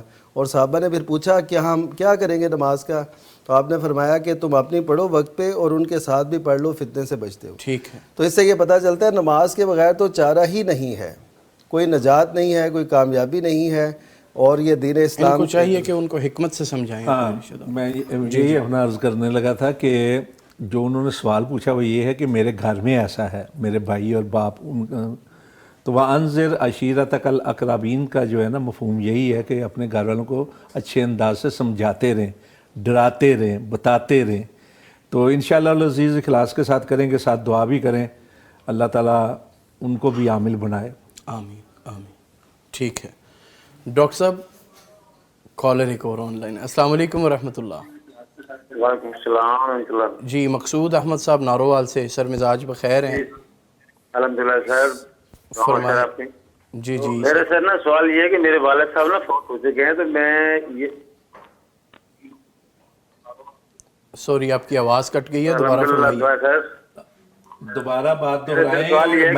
آپ نے ٹی وی کی آواز بند کر لیں ذرا. تو میں سر روزانہ قبرستان میں دعا مانگوں تو بہتر ہے کہ سر نماز پڑھتا ہوں کہ دعا مانگوں تو بہتر ہے.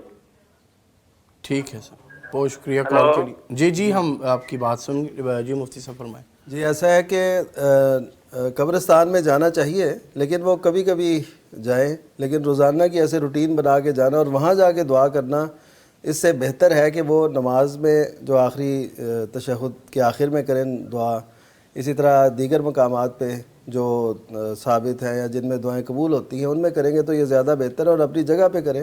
قبرستان میں اتنا زیادہ جانا اور اسی کا اہتمام کرنا, یہ کوئی نبی صلی اللہ علیہ وسلم بھی قبرستان جانے کی دعوت بھی دی آپ نے فرمایا بھی, لیکن اتنا آپ صلی اللہ علیہ وسلم نہیں جاتے تھے. احد کا جو آپ ان کے شہداء کے لیے آپ گئے, آپ دیر بعد گئے, اور اسی طرح جو بقیع میں آپ تشریف لے جاتے تھے وہ بھی آپ دیر بعد جاتے تھے. تو اس کا مطلب ہے کہ یہ معمول میں اتنا اس کو شامل نہیں کہ روزانہ کی بیس پہ دعا اپنے طور پہ کرتے رہیں. جب بھی آپ نماز پڑھ رہے ہیں تو رب ارحمہما کما ربیانی صغیرہ یہ دعا کریں تو یہ بہتر ہے. دعا کہیں بھی کی جائے اللہ قبول کرتا ہے, دعا کہیں بھی کی جائے اللہ قبول کرتا ہے. اور ویسے بھی اولاد کی دعا والدین کے حق میں, اور والد کی دعا والدین کی دعا اولاد کے حق میں قبول ہے. لیکن اگر کوئی دعا کرنے سے رہ جاتا ہے نا تو نیکی کے جو کام کرے گا نا تو آٹومیٹیکلی اس کو بھی, اس کے والدین کو بھی اس کا ثواب پہنچے. سبحان اللہ. بہت خوب بہت خوب. کالر ہیں جی ایک اور. السلام علیکم ورحمۃ اللہ. جی وعلیکم السلام. راؤ سکندر صاحب فیصل آباد سے. جی جناب بہت شکریہ. کیسے مزاج؟ جی پہلے تو میں خوش آمدید کہتا ہوں شفیق پسروری صاحب کو, ماشاء اللہ, کہ وہ آپ کے پروگرام میں تشریف لائے. और बहुत खुशी महसूस हुई। अल्हम्दुलिल्लाह जी। जी, ऐसे उलमा इकराम और भी माशाल्लाह उनको भी देखकर बहुत खुशी होती है। मेरा सर ये सवाल आपकी ये मोहब्बत है। मेरा सवाल ये है कि ईद उल अज़हा पर हम जानवर अपने घरों पर ज़िबा कर लेते हैं, तो ये जानवर कुर्बान गाह पर जाकर ज़िबा करना ज़्यादा अफजल है या अपने घरों में ही ज़िबा कर लेना चाहिए? ठीक है सर, बहुत शुक्रिया कॉल के लिए। जी मुफ्ती साहब फरमाइए। जी, नबी करीम सल्लल्लाहु अलैहि वसल्लम जानवर जो कुर्बान करते थे वो जो जहाँ पे कब्र ये था मुसल्ला थी, ईदगाह थी, वहाँ पे करते थे। सही। तो इस वजह से अगर कोई इज्तिमाई शक्ल में ऐसी सूरत हो कि लोग एक ही जगह पे करते हो तो ठीक है, लेकिन हम इसको अफजल मफजूल नहीं कह सकते, क्योंकि घरों के अंदर भी एहतमाम मौजूद था, ख़वातीन की तरफ से भी ऐसा किया जाना वो हदीस में ज़िक्र है, और इसका मतलब है कि घरों में भी आप कर सकते हैं, जवाज़ है और कभी दलाइल मौजूद हैं घरों में भी करने के भी दलाइल हैं, और ईदगाह में भी कर सकते हैं। लेकिन आजकल जो कुर्बान गाह होती है जहाँ पे यानी बाकायदा तौर पे ये जानवर वगैरह ज़िबा होते हैं, वहाँ पे करने में कोई एक्स्ट्रा फजीलत नहीं है। अच्छा, मैं एक बात करूँ, मसलन यूरोप का हम राउंड करते हैं ना, तो यूरोप में बाकायदा पाबंद किया जाता है मुसलमानों को कि अगर उन्होंने करने हैं तो बाकायदा स्लोटर यानी मज़बा खाने में जाके करें, इसलिए कि जगह जगह करेंगे तो अलाइशें फैल जाती हैं। हमारे पाकिस्तान में भी ये जो सूरत हालात हैं कि घर घर में करते हैं और अलाइशें बाहर फेंक देते हैं, उसके जो गंद वगैरह, ये चीज़ अगर इस हवाले से देखा जाए तो फिर एक ही जगह पे करनी चाहिए मज़बा खाने में। बिल्कुल। लेकिन घरों में भी इजाज़त है, लेकिन कोशिश करें कि अलाइशें जो है ना उनसे लोगों को तकलीफ़ ना हो। बिल्कुल ठीक है, बिल्कुल ठीक। डॉक्टर साहब, मैं आपसे सवाल ये करना चाहता हूँ कि ये जो जदीद ऐप्स हैं मोबाइल में, टैब वगैरह में, उनसे कुरान पढ़ना, हिफ्ज़ करना, इसका और रिवायती तरीके में बराबरी क्या है? मतलब इससे कोई मसला तो नहीं, सवाब में कमी तो नहीं आती? देखें जी, ये जिस तरह कुरान पाक हमारे पास ये अब किताब की शक्ल में है, ऐसे हाँ जी मुसहफ जैसे अब मौजूद है, जिस तरह जदीद प्रिंटिंग प्रेस से गुज़र कर और बहुत अच्छी वो जिल्द बंदी के बाद वो हमारे सामने आता है, तो ऐसी किताब या इस तरह का अंदाज़ वो हम अगर देखें ना तो वो पहले भी नहीं ऐसे नहीं था। यानी ये अगर इस चीज़ की गुंजाइश या ये सारी चीज़ें अब जो है वो वक्त के साथ साथ जैसे जैसे उसमें बेहतरी आ रही है उस टेक्निकल चीज़ों में, तो उसको पढ़ने, उसको उससे याद करने में कोई हर्ज नहीं है। तो ऐसे ही मोबाइल ऐप्स के हवाले से भी ये भी एक नई जदीद सूरत ही है कुरान करीम की या किताब की, या बल्कि अब तो किताबें जो है वो इस तरह शाइब भी होने लग गई हैं। तो इसलिए इससे भी पढ़ना और इससे याद करना ये भी जो है वो अपना एक यानी समझें कि असल जो मुकाम या मर्तबा या सवाब है वो कुरान पढ़ने का है, जो अल्फाज पढ़े जाते हैं। और कुरान की ऐप आप कोई भी यानी कि प्ले स्टोर से कोई ऐप डाउनलोड करते हैं जिसमें कुरान ठीक हो सही तरह से, यानी क्योंकि ऐप स्टोर पे कई ऐसे भी जो है वो नुस्खे या ऐसे कुरान मौजूद हैं, जैसे वो था ना कि राना साहब ने पहले जिक्र किया था कि मिस्र के अंदर कुरान करीम ऐसे तकसीम किए, तो यहाँ इस चीज़ का भी चांस होता है और ऐप्स में ऐसी चीज़ें जो है वो मौजूद होती हैं और इसकी निशानदेही की गई है। लेकिन अगर आप इस हवाले से श्योर हों और मालूम हो कि बिल्कुल ठीक है तो फिर कुरान कॉलर हैं जी एक। अस्सलाम वालेकुम रहमतुल्लाह। उस्मान साहब लाहौर से। जी वालेकुम अस्सलाम। सर मिजाज बखैर है? खैरियत है? अल्लाह का बड़ा एहसान, आप सुनाएं? खैर वाफियत से? सब शुक्र अल्हम्दुलिल्लाह। माशाअल्लाह। पैगाम टीवी की पूरी टीम को जो है जी सलाम। सर वालेकुम अस्सलाम व रहमतुल्लाह। फरमाइए क्या पूछना चाहेंगे? दो सवाल है तो प्लीज जरा जवाब इनका पूरा ले लीजिएगा। जी जी फरमाएं फरमाएं।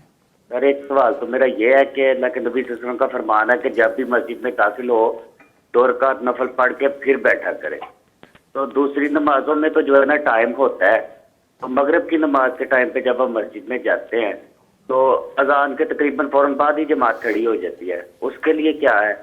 और दूसरा मेरा ये सवाल है कि पैगाम टीवी के मुताबिक पहले रमजान से अल्हम्दुलिल्लाह हम शामिल हैं सहरी इफ्तारी ट्रांसफर माशाअल्लाह, तो इधर से रोजा खुल जाता है 5:08 पे, तो हमारे इर्द गिर्द की जो मसाजिद है ना उधर 2 मिनट बाद जाके जो है ना ऐलान होता है। तो हम तो पैगाम टीवी पे जब ऐलान होता है कि लाहौर में इफ्तार का वक्त हो गया तो हम रोजा खोल लेते, ठीक है। तो दूसरी मसाजिद जो इर्द गिर्द की है वो 2 मिनट बाद खोलते हैं, तो उसमें कोई हर्ज तो नहीं है? یا اس کے لیے کیا کرنا چاہیے ہمیں؟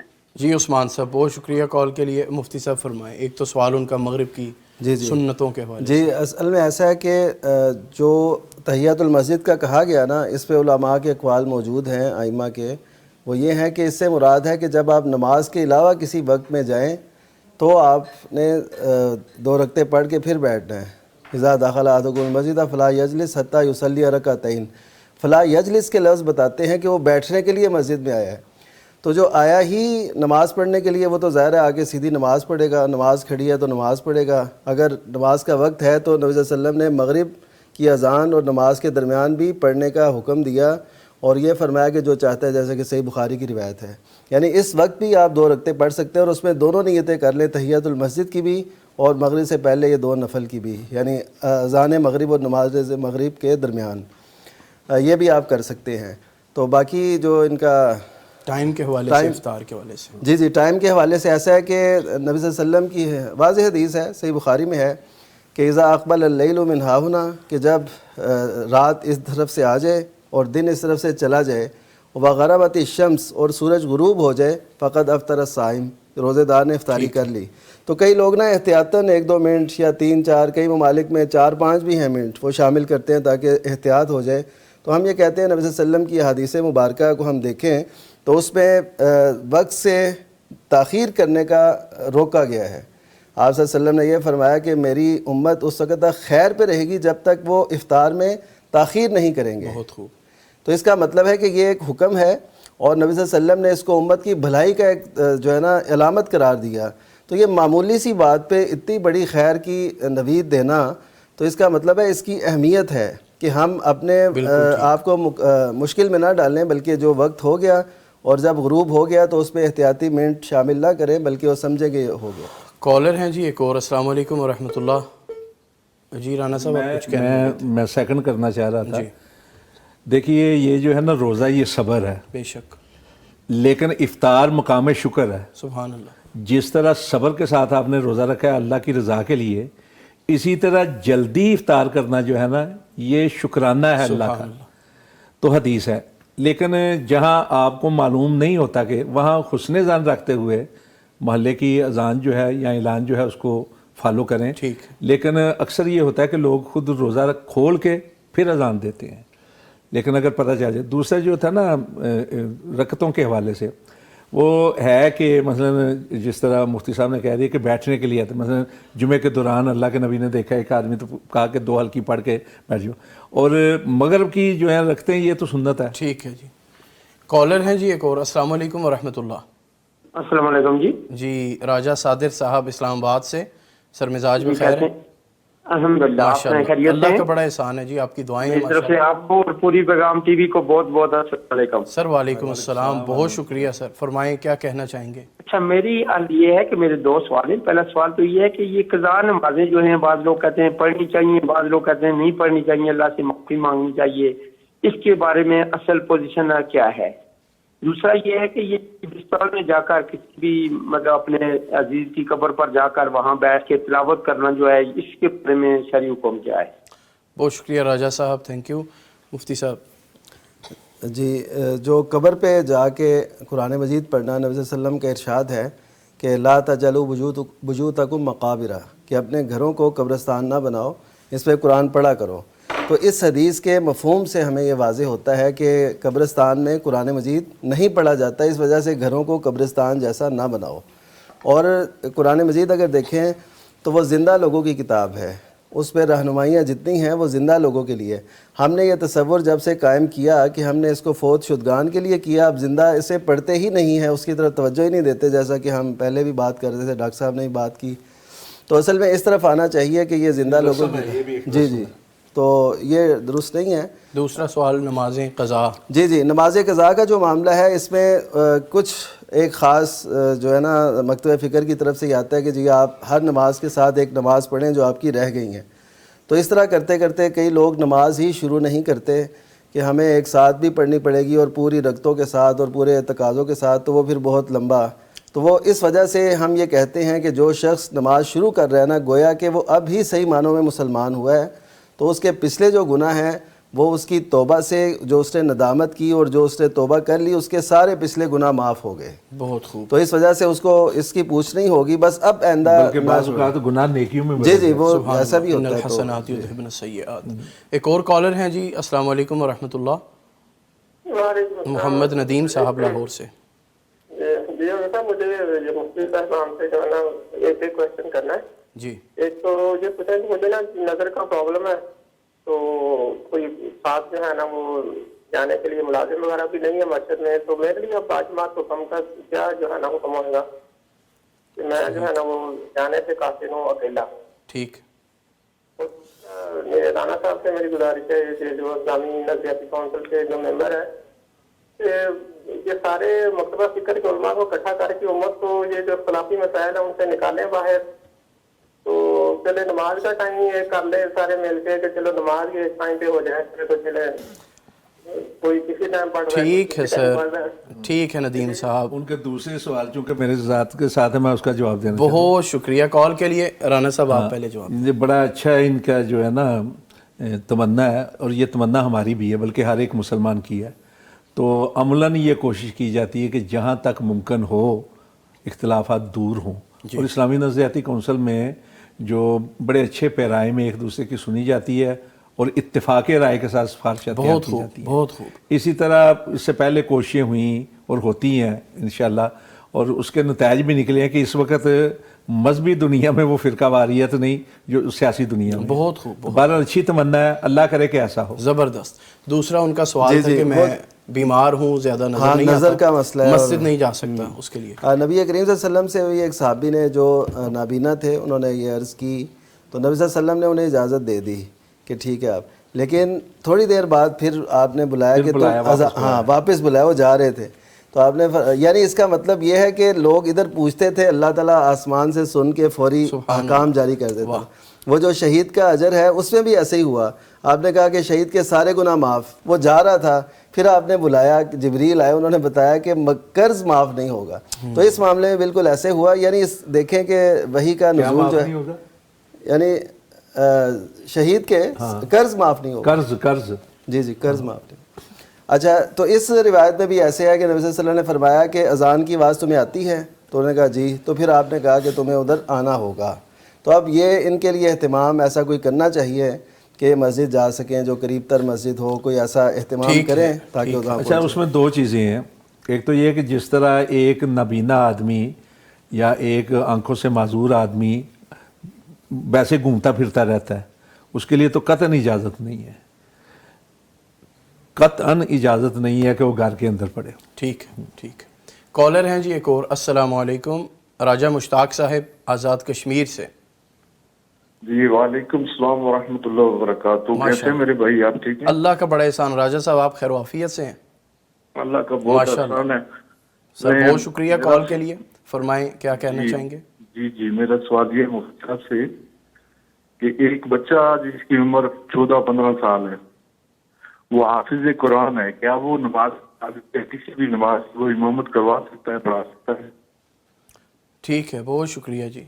جی مفتی صاحب. جی نبی کریم صلی اللہ علیہ وسلم نے جو امامت کی شرائط بیان فرمائی ہیں نا, جو اس کے تقاضے وہ یہ ہیں, اقرأہم لکتاب اللہ, کہ جو سب سے زیادہ کتاب اللہ کو پڑھنے والا ہے, اس کو یاد رکھنے والا ہے. تو چونکہ یہ حافظ قرآن ہے تو اس کو پرائرٹی دینی چاہیے. اور نبی صلی اللہ علیہ وسلم کے دور میں بالکل چھوٹی عمر کے 6 سال کے جو ہے نا, انہوں نے بھی امامت کروائی. یہ تو 14-15 سال کا تو پھر بالغ ہوتا ہے. ہاں جی. تو اس کے ساتھ جو بڑے عمر کے ہیں انہوں نے بھی نمازیں کرائیں. تو یعنی یہ تو بہت ماشاءاللہ بالغ بھی ہے, تو یہ کرا سکتے ہیں. بلکہ وہ اتنے چھوٹے تھے کہ صرف قمیض پہنتے تھے, تو بعض اوقات نا ان کے سطر کا معاملہ ہو جاتا تھا, تو پھر لوگوں نے باقاعدہ مل کے وہ ان کو قمیض بڑی پھر پیاری لگتی ہے. صحیح بخاری میں روایت. جی جی, بخاری شریف کی روایت. ماشاءاللہ. کالر ہیں جی ایک اور. السلام علیکم ورحمۃ اللہ. محمد صادق صاحب سیال کوٹ سے. اپنے ٹی وی کا والیوم پلیز آف کیجئے گا.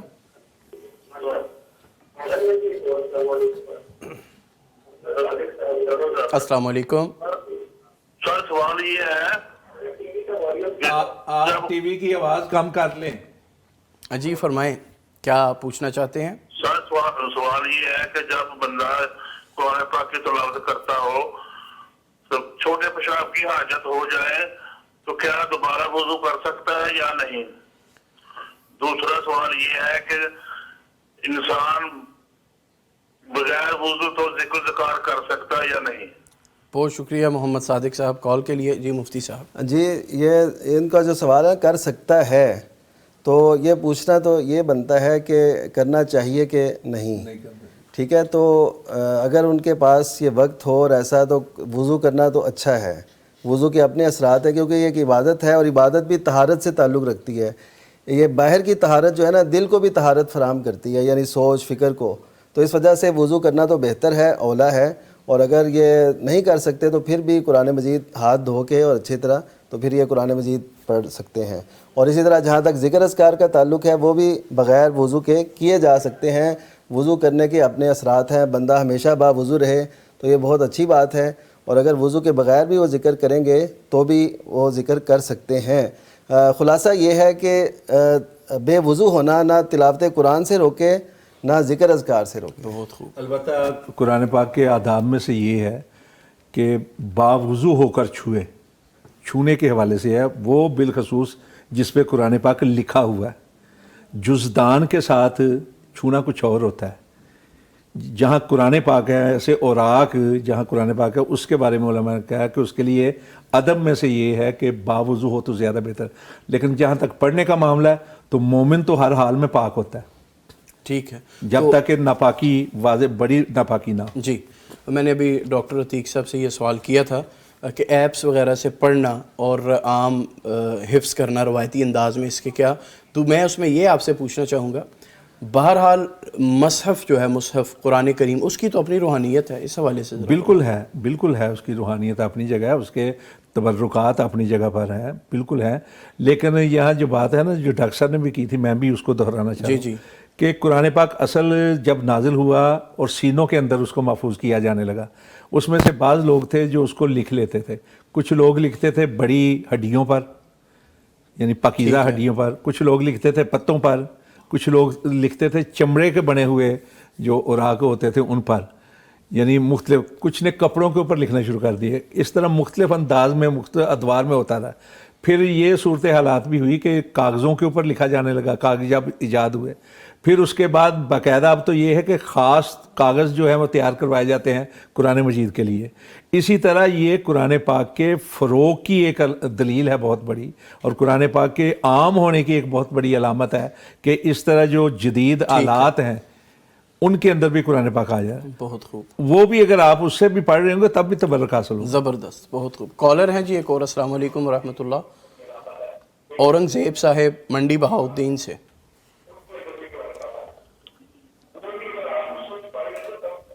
سر اپنے ٹی وی کا والیوم پلیز آف کیجئے. السلام علیکم ورحمۃ اللہ. جی وعلیکم السلام ورحمۃ اللہ وبرکاتہ. سر فرمائیں، خیر و عافیت سے ہیں؟ جی کرم ہے، اللہ کا شکر ہے. سر ایک مسئلہ پوچھنا تھا. جی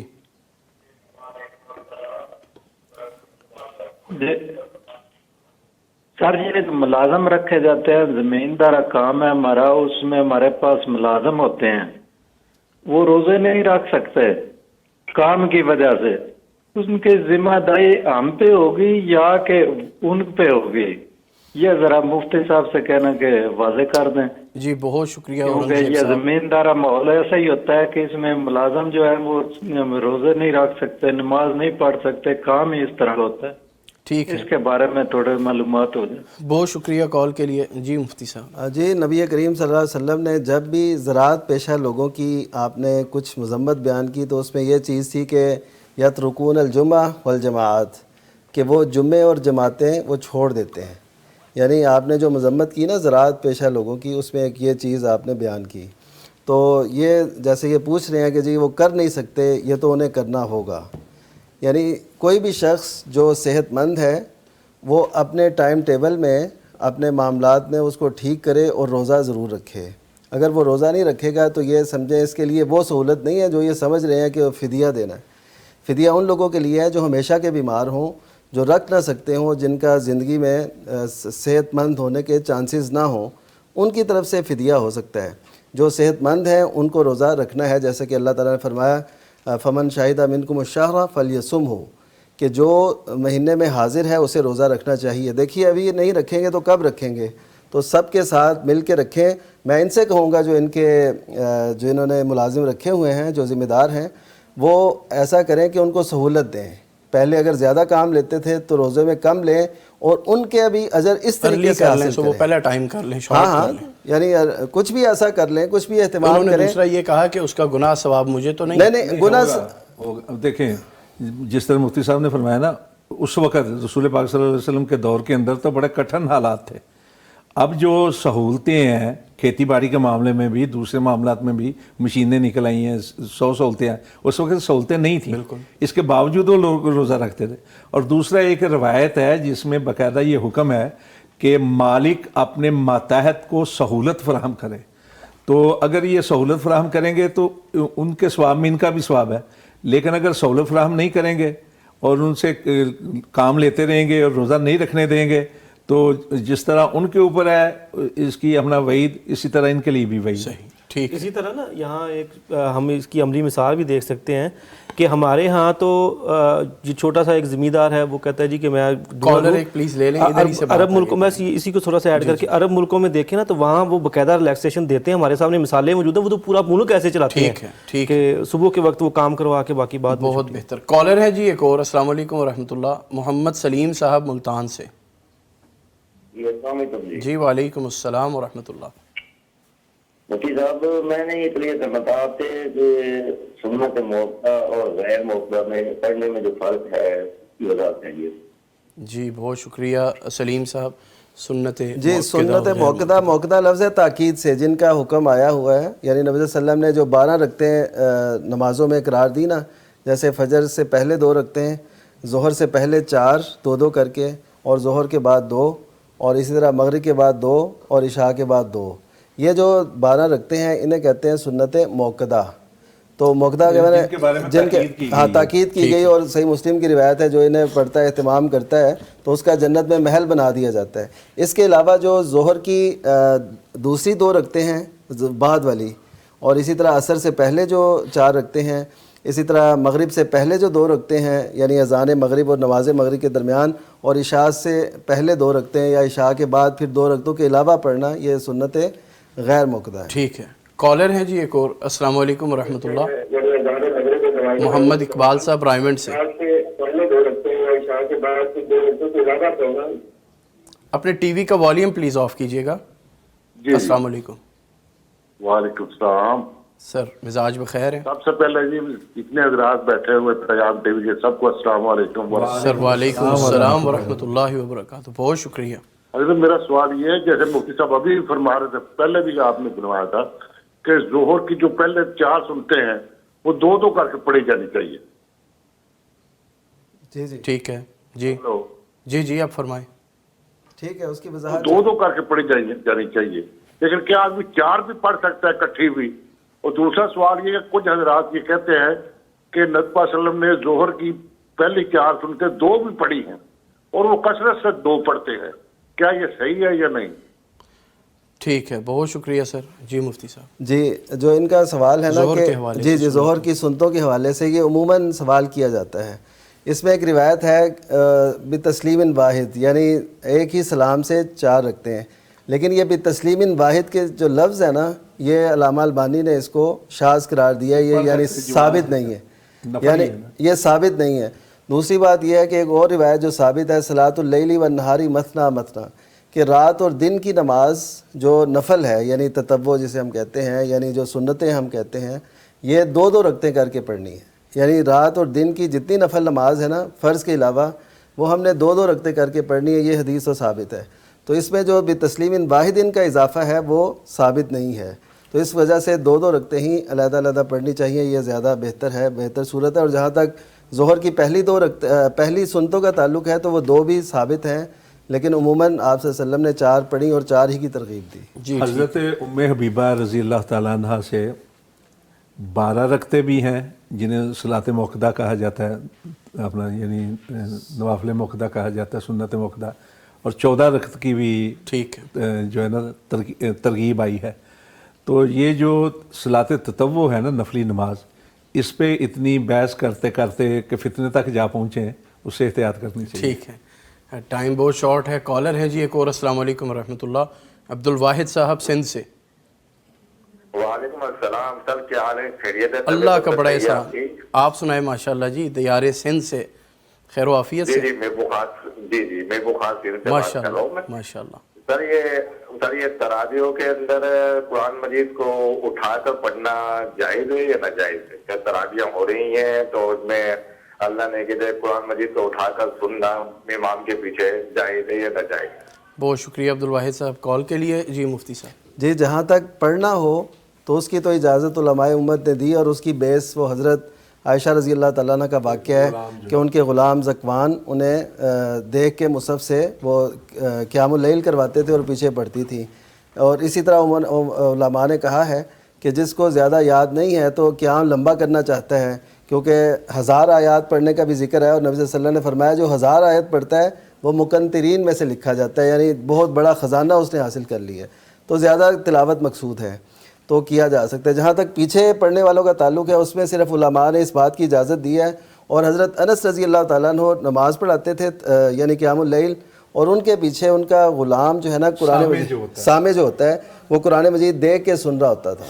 ठीक, तो यानी पीछे जो सामे है वो सुन सकता है ताकि कोई गलती ना रह जाए। जो आम लोग खड़े हो जाते हैं इसकी इजाज़त नहीं है। ठीक है जी, उनके लिए इजाज़त नहीं है जो आम लोग हैं। बिल्कुल। नाज़रीन, बरक़ात रमज़ान सहर ट्रांसमिशन जारी है। कुरान की हिफाजत के हवाले से बहुत खूबसूरत गुफ्तगू हुई। नसीहत यही है कि कुरान के साथ तमस्सुक इख्तियार कीजिए, इसको हिर्ज़ जान बनाइए, इसके ज़रिए से अल्लाह ताला का क़ुर्ब हासिल कीजिए। मोहतरम डॉक्टर राना शफीक खान साहब, आपकी तशरीफ़ आवरी का बेहद शुक्रिया। आप अपना बड़ा कीमती वक्त निकाल के तशरीफ़ लाए। जनाब मुफ्ती नोमान साहब, आपका बेहद शुक्रिया। जनाब डॉक्टर अतीकुर रहमान साहब, आपकी आमद का शुक्रिया। प्रोग्राम का वक्त बिल्कुल ख़त्म हो रहा है। मैं दुआया कलिमात के लिए कि मुख्तसर से दुआया कलिमात के साथ प्रोग्राम का इख्तिताम करें। अल्हम्दुलिल्लाहि रब्बिल आलमीन, ला इलाहा इल्ला हुवल हकीमुल करीम, सुब्हानल्लाहि रब्बिल अर्शिल अज़ीम, अल्लाहुम्मा लकल हम्दु कुल्लुहु व लकल शुक्रु कुल्लुहु, अल्लाहुम्मा सल्लि अला मुहम्मदिन व अला आलि मुहम्मदिन कमा सल्लैता अला इब्राहीम व अला आलि इब्राहीम इन्नका हमीदुम मजीद। रब्बना ज़लमना अनफुसना व इन लम तग़फिर लना व तरहमना लनकूनन्न मिनल ख़ासिरीन। रब्बना आतिना फ़िद दुनिया हसनतन व फ़िल आखिरति हसनतन व क़िना अज़ाबन नार। रब्बना ला तुज़िग़ क़ुलूबना बअद इज़ हदैतना व हब लना मिन लदुनका रहमा इन्नका अंतल वह्हाब। आमीन। रब्बना तक़ब्बल मिन्ना इन्नका अंतस समीउल अलीम व तुब अलैना इन्नका अंतत तव्वाबुर रहीम। व सल्लल्लाहु अलन नबी। खुश रहिए, देखते रहिए पैगाम टीवी। इजाज़त दीजिए, अल्लाह हाफ़िज़ व नासिर। ये महीना आलीशान है, ये रहमत का जहां है, खुशियों का समा समेटना बरक़ात रमज़ान।